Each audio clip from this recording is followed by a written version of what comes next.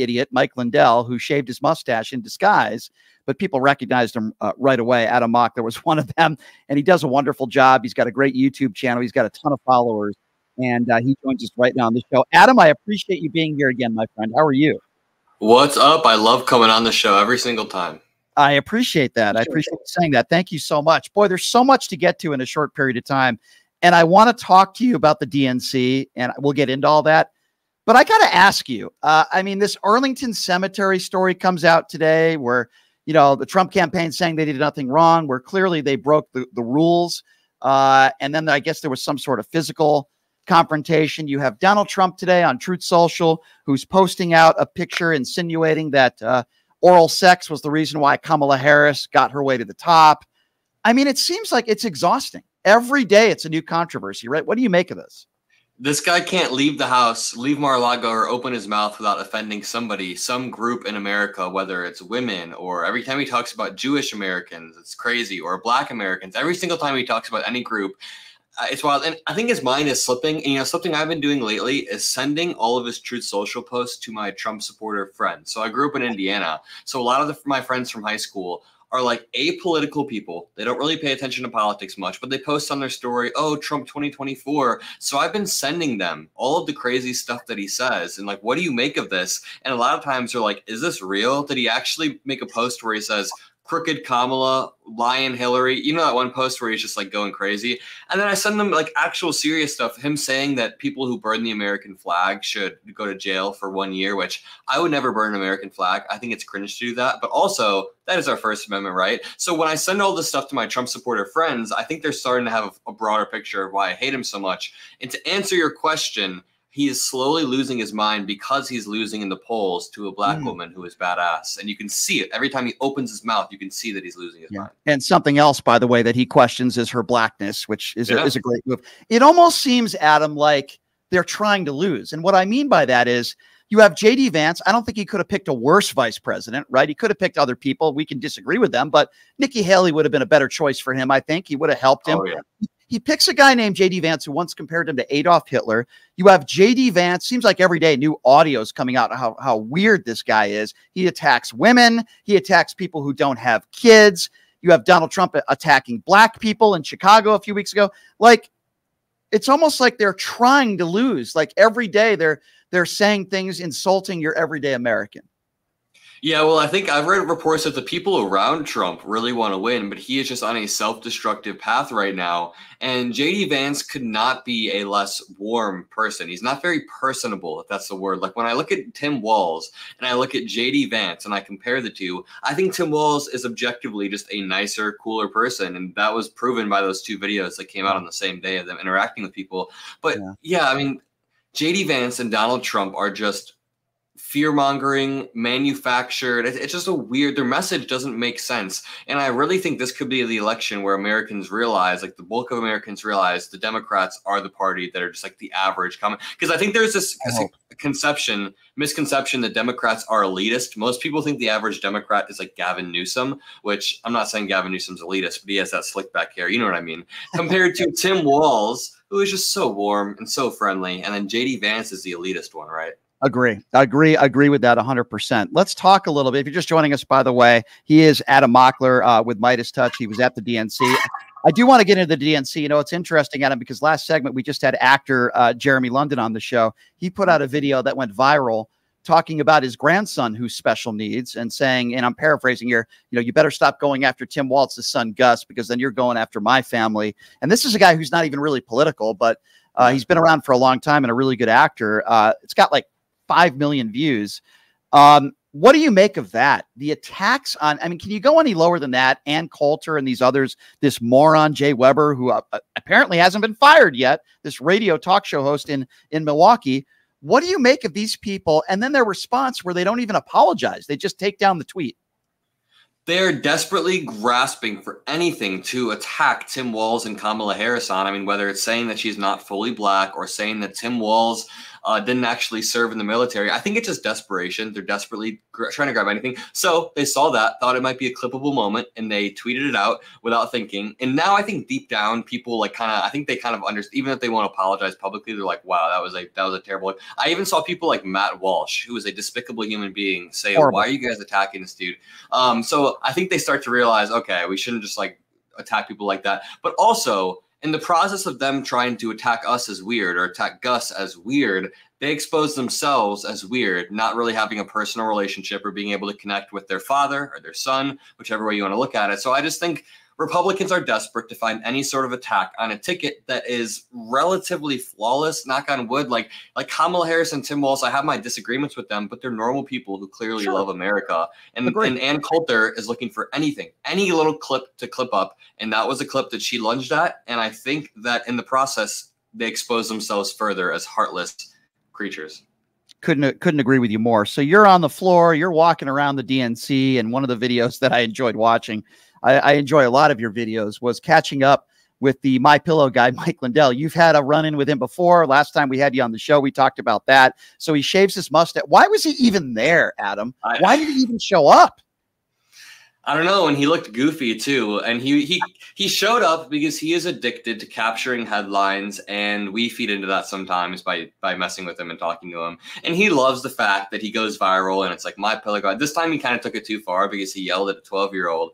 But yeah, so I talked to him a few months ago in Wisconsin, and I took a little bit of a different approach this time because I thought about it a lot over the past few months after I talked to him. He kind of controlled the entire conversation when I talked to him. He was yelling at me. If you remember the video, he gets a crowd around me, and then he puts me on the defense by saying, oh, what about these paper ballots? And then I start answering his questions, and I'm kind of at the will of him. He has a whole crowd yelling at me. So now I took a different approach. I'm like, I want to control the conversation. You come into our convention, I'm going to press you. I'm going to keep it on topic. So if you watch the video, I ask him like 10 different times, why did Donald Trump need a new vice president? Explain. And I press him. I keep it on topic. And some people in my comments were like, that was way too aggressive. You were being incredibly aggressive to Mike Lindell. But it's like, okay, from my point of view, I'm not going to let this guy whip me around the conversation again. I'm going to press this traitor. Yeah. This is how you have to treat these people. I respectfully disagree with anybody who said you were too aggressive. Mike Lindell tries to overtalk people. He interrupts people constantly. He doesn't even let somebody get a question in. That's the way you have to treat a Mike Lindell. And by the way, usually he never even directly answers a question. I think drugs have dramatically affected his brain. Listen, I'm not a doctor. I don't want to sound like the right because, you know, so many on the far right will talk like they're infectious disease experts and transgender experts, and they all have PhDs, right? I'm not that person. But when I listen to that guy speak and talk, it sounds to me like he's still doing drugs. I don't know that for sure. All I'm saying is he sounds to me like someone that still has a drug problem. I like how one Republican snuck into a few Republicans snuck in. The biggest Republican to sneak in the DNC ends up yelling at a 12-year-old kid the first day there. And then Charlie Kirk ends up telling that same 12-year-old kid that the Civil Rights Act was a mistake or something along those lines. I mean, not normal people at all. Yeah. I would love to see you. I don't know if you've ever had any run-ins with Charlie Kirk, because there's another just absolutely despicable human being. But have you ever had any run-ins with him? Because he was there, like you said, at the DNC. I was actively looking for him, but I think he kind of got clip farmed too hard because he went viral like 4 times with other people. And by that time, he just wasn't. I couldn't find him anywhere. But I was thinking about reaching out. And, like, you know, he debates college students a lot. So I think a Charlie Kirk debate would actually be good. I think you would destroy him. You know, here's a guy who gets paid boatloads of money, like Candace Owens, like Ben Shapiro, to debate a bunch of 18 and 19-year-old liberals. And some of these kids or teenagers are extremely intelligent, but they get paid a lot of money in a controlled environment to do that. But yet they'll never make an appearance on CNN, right? Ben Shapiro, way back in the day, did CNN. He won't go on CNN anymore. Charlie Kirk, you won't see him on MSNBC or CNN, but they'll get paid boatloads of money to show up in these controlled environments. I just do find that very interesting that, you know, they'll go on social media and, you know, they'll try to get as many views as they can and make their money. But then when it comes down to it, they won't actually have a sit down debate with somebody who can, like you, who would go after them. Charlie Kirk's clips in particular are heavily edited. And I just started noticing this recently because I followed his Instagram just to see what he does, because I do man on the street stuff too. And the way he splices his audio is not sly at all. Like, I'm not even making this up. If you watch his clips, he'll cut someone off mid-response in the edit, and then he'll go back and act like he won the argument. Then you don't even get to hear the response. It's just, it's not sly. And the fact that, you know, over the past few months, I've really made an evolution. So when I first came on your show, my whole thing was, let's reach out to Trump supporters. This was probably about a year ago. Let's reach out to Trump supporters. Let's try to make them understand that Trump is a threat to democracy, and maybe we can save a handful of Nikki Haley type Republicans. But now that we're about 70 days out from the election, I want to go full cutthroat, go for the jugular. If you're still supporting Donald Trump and you're still running defense for him after everything he said this election cycle, I don't think there is a way to save you. I think a year ago it was fair to say, because I have friends, I've already said this, I grew up in Indiana, I have friends who are kind of like saying, who are kind of apolitical and who can be saved. I've moved my friends over, some of them, to not vote for Trump. But now, if you're still voting, it's time to go. It's time to go hard. I agree. What would you say to people that are close, some of the people that are close to your age, like a Bo Loudon, those kinds of people that are just so entangled with Donald Trump and wear the Donald Trump knee pads, for lack of a better term? What would you say to a guy like Bo? You know, I've tried to get him to debate me for like a year almost before he even blew up on the national. I should try again, but I think I would try to control the conversation and walk him through all of the steps of, okay, so are you the party of the Constitution? Yet, can you explain why Donald Trump has said he wants to terminate the Constitution? He wants to jail people who want to burn the flag. And then obviously it sounds kind of cliche, but I would want to walk them through January 6th and be like, how can you justify not only the attack on the Capitol, but Donald Trump pressuring election officials before, Donald Trump and John Eastman coming up with this theory? I would walk them through all of the all of the threat to democracy stuff. And then I'm sure they would want to ask me questions too. So I'd have to defend Biden's economic record and stuff like that. I'd have to defend the Afghanistan withdrawal. But I'm not going to lie. It sounds cliche, but I really just love bringing it back to January 6th. Is there really any other better kill shot than that? Like, that is the, I think I want to hear Bo Loudon defend that. How do you defend that? I ask these Trump supporters all the time, if Donald Trump doesn't lie before January 6th and constantly say that Joe Biden cheated, the Democrats cheated, and the election was stolen, does January 6th happen? Yes or no? I did that with Larry Elder, and he completely wouldn't answer my question. But I think that's the best way to combat some of these people. And you do certainly a good job of that. All right. With that being said, Adam, I'm still a little worried. I still think Harris is going to win. We're in a much better, I say we, the anti-Trumpers, because I'm an independent, but you won't find anybody more anti-Trump than me. Maybe Melania Trump, but that's another story for another show. But in all seriousness, like, I'm still a little worried. We're in a much better shape than we were a couple months ago. I was very worried after that debate. I'm not worried about this upcoming debate. I think Harris is going to do just fine. I like the fact that she's doing an interview tomorrow. And I said her first interview should be with Tim. I said that, and they decided to do that. But I want to see, am I wrong in saying this? I want to see her do an interview with somebody on the opposition. Doesn't have to be a Sean Hannity, but maybe do an interview like Pete Buttigieg, go on Fox News. I think she's capable of doing that, and I think it would actually help her campaign. What are your thoughts on that? Pete Buttigieg says this all the time. The Democrats need to walk into the lion's den more. I think she should absolutely go on Fox News. You know, I've been talking to my audience about this a lot, and a lot of them disagree, but I think that Tim Walz or Kamala Harris going on one of those Theo Vaughn, maybe not Joe Rogan in particular, but a Joe Rogan-esque show. We need to tap into the bro vote. Like, I have a lot of friends who just casually listen to Joe Rogan, and if you let the right-wingers dominate Joe Rogan's podcast, that's all they'll get. So yes, Kamala Harris, and Tim Walz is such a bro. Like, he hunts. I know that he cooks. He does all of this manly stuff. So he would get along with Joe Rogan. I think Joe Rogan's a hack, but I think that he would get along with all of those bros. I think Kamala Harris needs to go into the lion's den. And talking about being worried about this election cycle, I kind of am too, even if all of the polls say that she's 4 or 5 points ahead. Joe Biden was apparently 7 or 8 points ahead around this time, and he eked out a win. So there's just a reality. Sometimes when I lay down at night, I see this reality. We're on election night. We're all kind of shocked. Like, how did we miss this? But when I ground myself, I do think the largest coalition in America is the anti-Trump coalition. People who are center-right, people who are independent like you, center-left like me, even far-left people hate hate Donald Trump. So I think if this anti-Trump coalition can come together, we'll be good. People who love democracy. So. You don't have to think VP Harris is perfect, right?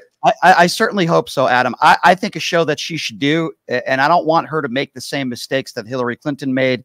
Hillary Clinton made some mistakes on the campaign trail, but I don't know if you ever saw that interview Howard Stern did with Hillary Clinton. I thought it was great because you saw the human side of Hillary Clinton. I think Howard is the best interviewer out there. And you just saw the human side of Hillary Clinton that maybe we didn't see when she was running for office. She wasn't robotic. She was relaxed. Howard has that effect on people. She talked about her sex life. She talked about how she fell in love with Bill Clinton. She talked about everything, her family. I believe, and I'm afraid that the Harris campaign, they're not going to do this. I just think they're being a little bit too cautious. I'm glad they're doing an interview tomorrow. Okay, but now it's time to not make excuses. Okay, now it's time to do interviews. And if she did more of those, you don't even have to do a Fox News. Just do a Howard Stern interview. Like you said, I think Joe Rogan, do both of them. I just think that would help her campaign so much. And I think these are the mistakes that Hillary Clinton made. Yeah, I absolutely agree. And Howard Stern is great. He did one with President Biden, which I'm sure you saw. And that one was great. The one with President Biden was great. You know, I'll take it a step further. I think Howard Stern is almost still preaching to the choir. I think if Kamala Harris goes on Howard Stern, you're mainly going to reach people that are already voting blue either way. I might be wrong, but I think Howard Stern's audience he's already weeded out all the MAGAs. Yeah, I agree. I agree. I just think getting clips of her and humanizing. But you're right. That's why I like your Joe Rogan, you know, and I think Joe Rogan's a meathead idiot, but he's got the largest audience in any podcast in the world. So I'm with you on that. Go on. I mean, it's not even Joe Rogan in particular I'm talking about. That was just like a name drop. Just any bro pod. You know, Theo Vaughn, the comedian dude. There's Lex Friedman has a massive. All of these people are kind of right-wing coded, but that's perfect. Tim Walz Tim Walz wears camouflage. Tim Walz needs to walk into a Joe Rogan or a Theo Vaughn interview wearing camouflage, a camouflage hat, and talk about how he likes to hunt. That will pivot how a lot of people view Democrats as like weak elites. Hey, man, I completely and totally agree with you. I hope she does some of those kinds of interviews. I'm just a little nervous or worried that she's not going to. And I think the more of these types of interviews she does, I think she's a much better public speaker now than she was even a few years ago. I think she's improved a lot, but now it's time, right? I don't want to hear the excuse, well, you know, this is only a month now. No, this is over now. We're after the DNC. I'm glad I'm not a huge Dana Bash fan, but I'm glad she's doing an interview tomorrow with Tim Walz. I have no problem with that at all. You got to do a few more. So let's hope she does that. Obviously, the focus has to be on the debate September 10th. And let's assume that that's going to take place because it seems like Trump's trying to chicken out of that. But Adam, I love what you do over there at Meidas Touch. We have Ron Filipowski on the show all the time. I saw you ran into my friend Grant Stern at Occupy Democrats. So we certainly know a lot of the same people. Always appreciate it when you take the time to join us. Before we go, what do you got coming up? What's the next event that you're going to be going to so you can maybe plug that? We're hoping to do more on-the-ground live streams throughout the election cycle. We were really able to prove the concept of the DNC. We had a few thousand people watching consistently. So be on the lookout for more on-the-ground live streams at my channel and at Meidas Touch. My channel's Adam Mockler on YouTube. Thanks for chatting. I love hopping on the show. So. Thanks, Adam. Always appreciate the time, my friend. You have a good weekend. Thank you so much. Appreciate it. All right, everybody. There you go. It's Adam Mockler from Meidas Touch joining us. He does a great job. He is a rising star with what he does, and it's why